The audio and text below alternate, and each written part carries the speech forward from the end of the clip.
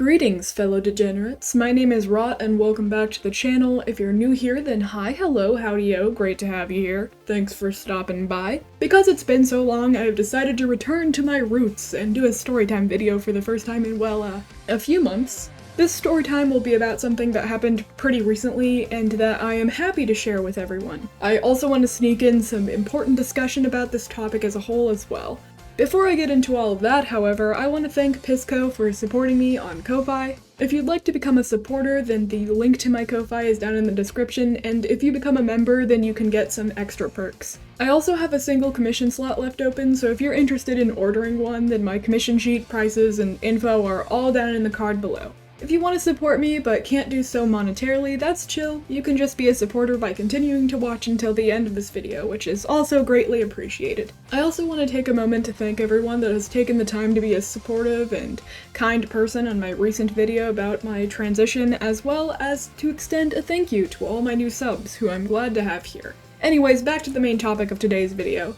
I got, drumroll please, Neutered! Okay, that's a joke and the title is a joke. I didn't actually get neutered. However, I damn well wanted to.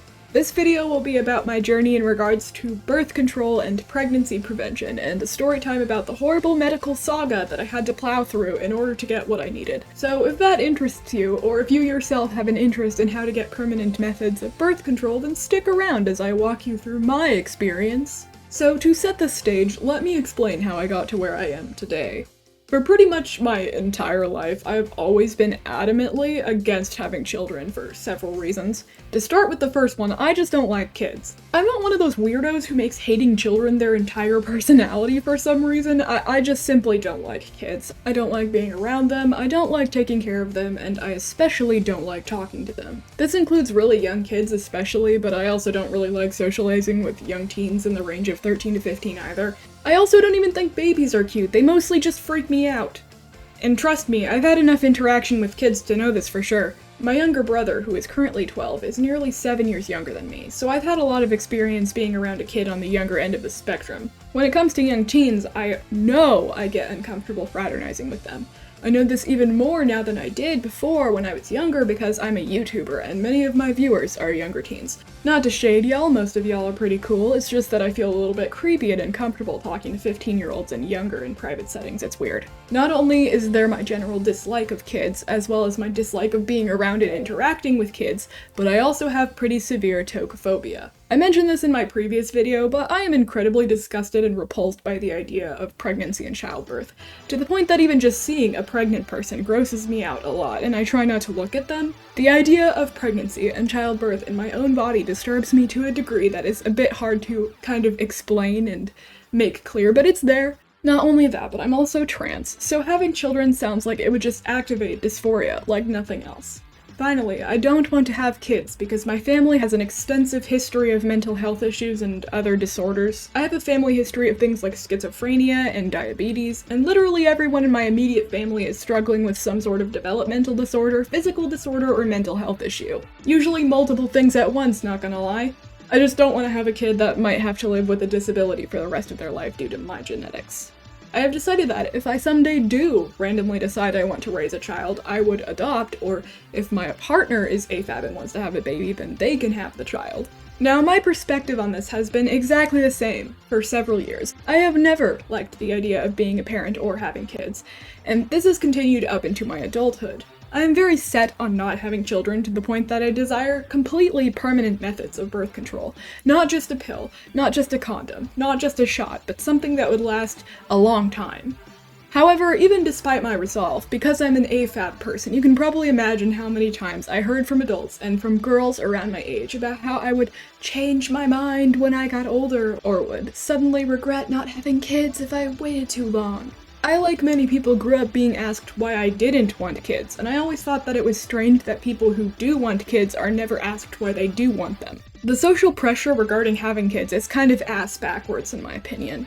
Regardless, no matter how many times other people told me how I should or would feel about having kids, my opinion remains the exact same to this very day. And well, when I was around 17, I started looking into what kinds of permanent methods of birth control I could realistically get. My first desire, like my first immediate desire, was to get a hysterectomy. For those of you unaware, a hysterectomy is a partial, or in certain cases, complete removal of the uterus. I don't like my internal reproductive organs at all, and I desperately want them scooped out with a melon baller. Hell, even before I realized I was trans, I wanted them scooped out with a melon baller. However, it is unlikely that I would ever be able to get this procedure. First of all, the procedure is usually only done when there is a necessary medical reason to do so because, it's complete removal of the uterus, and it is often not performed on younger AFAB people. If I really wanted to, I could probably push doctors into doing it for me, but it is unlikely that I would have insurance cover it, unfortunately. Therefore, I'd have to pay a whole lot of money that I don't have, and there would be a long period of healing, as it's a pretty intensive surgery. So with that idea struck off the list, my second desire was to get a tubal ligation, also known as getting one's tubes tied. In a tubal ligation procedure, the fallopian tubes are tied, cut, or blocked to prevent pregnancy, and similar to a hysterectomy, this is a permanent procedure. I set my sights on getting a tubal ligation several months ago, and as such, a saga ensued. So to start out, I knew I needed to set up a consultation in which I discussed the procedure with a doctor. When I looked online for, kinda how to do it, it was suggested that I set up a consultation appointment specifically with a doctor that specializes in the field that I was wanting to get a surgery for. Thus, I made my initial appointment with Planned Parenthood rather than with my physician in April. Something to note about me is that I despise phone calls. On the phone, I get lightheaded, my heartbeat starts to quicken, I start to sweat, my throat tightens, and I stutter like nothing else. My mom refused to make the call for me, so I forced myself to do it, and it was a disaster. It lasted 6 minutes, and it was so bad that I gave them an incorrect birth date. I only figured this out a few days later when I walked into the building and couldn't check in because apparently I said my birthday was June 6th and not June 21st. I was so phone anxious that I forgot my own birthday, bro. Because of the birth date mishap, I had to sit in the lobby and painstakingly sign in on this tablet, and the whole process took 15 minutes. Lots of signing and re-answering the same questions repeatedly. Finally, once I was finished, I was called into the back by this woman. She sat me down in this small room, and the first thing she said was, "We don't do consultations for tubal ligations." Yep, you heard me right. I forced myself to make this horrendous phone call through my anxiety, went through the birth date mishap, and spent 15 minutes signing in just to be told that I needed to see my physician first and get a referral from him. Defeated, I went home and Mom agreed to call our family doctor to make an appointment so I didn't need to suffer anymore. Now at this point, I learned my doctor was actually on holiday out of state for several weeks. I think he was in Hawaii. So it was a solid 2 months before my mom finally got to make the appointment. Dear Lord. In June, I finally saw my doctor, and my appointment took 2 seconds. You see, my family doctor is a pretty no-nonsense kind of guy who likes to get right to the point. It's not difficult to get help from him at all. So I popped a squat and he asked, "So, a tubal ligation, huh?" When I nodded and said yes, he just went, "Okay, I'll get you a referral to the OBGYN here in town." It was just that easy, deadass. The terrible thing, however, was that the OBGYN would be contacting me specifically by calling, and as I have already established, I hate phone calls with a burning passion. Over the next month, no one called until mid-July. I never answer my phone if it's from a number I don't recognize, so the first time I got the call, I had to speed Google the number to see if it was from the OBGYN. It was, but even my speed Googling took too long and I missed the call. The second call, I saw the number, knew that it was from the OBGYN, but was too terrified to answer. I saw it and literally went into a freeze response and just stared at the number on the screen. Finally, the third time, I actually gathered my strength enough to answer it. The phone call was, a bit grim. The receptionist explained to me that I could not get a tubal ligation at my age, being just 19. I asked her how old I would need to be, and she told me 21 or older. She seemed kind of apologetic, like she was also disappointed by the age gate. After she explained that, she asked if I still like to set up an appointment for August 15th to discuss a different method of birth control. Now, I was pretty disappointed. I'd had my heart and mind set on a tubal ligation, and I was ready to throw in the towel and just give up. I was fully prepared to tell her that no, I didn't want to set up an appointment.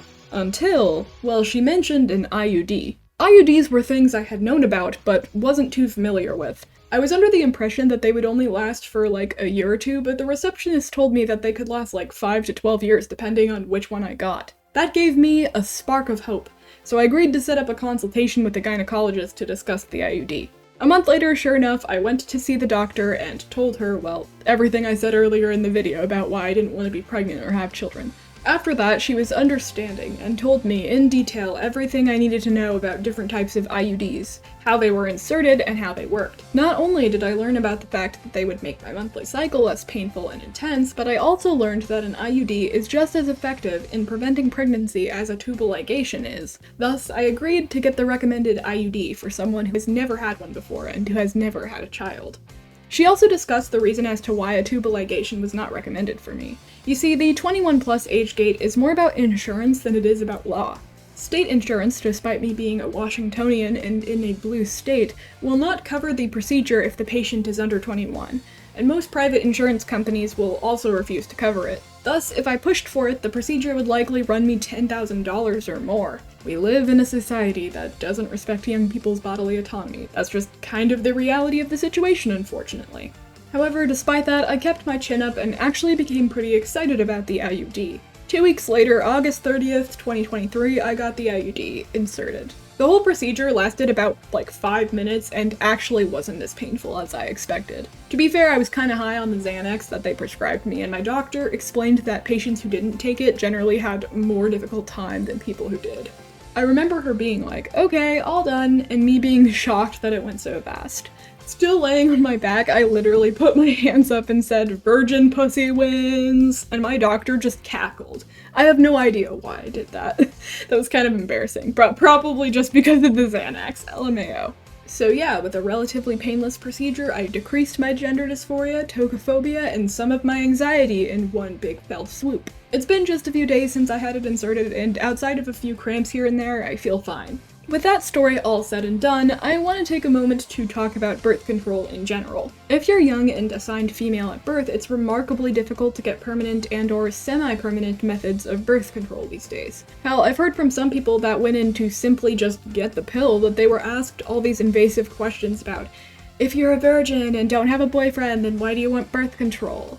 It was annoying and roundabout as all fuck to try and get a tubal ligation, to the point that I had to go through 3 different doctors to learn that insurance simply wouldn't cover it. It doesn't help that when you want any type of birth control young, people are constantly on your case about, "Why would you not want kids?" and so on and so forth. Which is honestly so weird to me that people want actual teenagers, because 18 and 19-year-olds are still teens to have kids so badly. This whole stigma is not helped by the terrible shit going on in the pro-birth / anti-choice scene. No, I will not call them pro-life, because they are pro-birth and anti-choice, regardless of the age and health of the individual having a child and how it may affect them physically, financially, and socially. Not pro-life out here when you're advocating for the ending of someone's life just to force them to have a baby. Also, if you're anti-choice, fix your priorities or fuck off my channel, because I don't want any misogynistic, pro-control over AFAB people's bodies type people around these parts. Basically, what I mean to say is that if you're someone with a uterus in the audience and you want some method of birth control, then I support you getting it and would encourage you to push to get what you need. Doctors and insurance and medical dealings in general can be frustrating, difficult, and draining to deal with, but don't give up on getting the procedure or procedures that you need to live your best, happiest life. It's not weird or wrong for you to want to be sterilized or to have a long-lasting method of birth control administered when you're young. I would encourage everyone to think before deciding to have a kid, because that kind of thing can change the entire course of your life. You are the owner of your own body and your own life, and you should have the power to choose what you can do with it. I would also just recommend doing research into different methods of birth control if you're interested in getting it. Doing research and looking into things may help you find a procedure or method you might not have even been aware of before that can work for you. With all of that being said, I hope that this was kind of an interesting video, or maybe even a helpful or inspiring one to anyone out there in the audience who has had a similar experience to me. I know that I haven't made a story time in a while, but that's just mostly because nothing's really been going on in my life in the moment. Which, you know, nothing happening is debatably better than bad things happening, so W on that front, I suppose. Thank you all for watching. If you liked this video, then rate and maybe subscribe if you feel so inclined. If you want to see my art and writing outside of my videos, you can visit the card in the description where all my socials are linked. I hope you all have a nice rest of your day, and I will now bid you all adieu.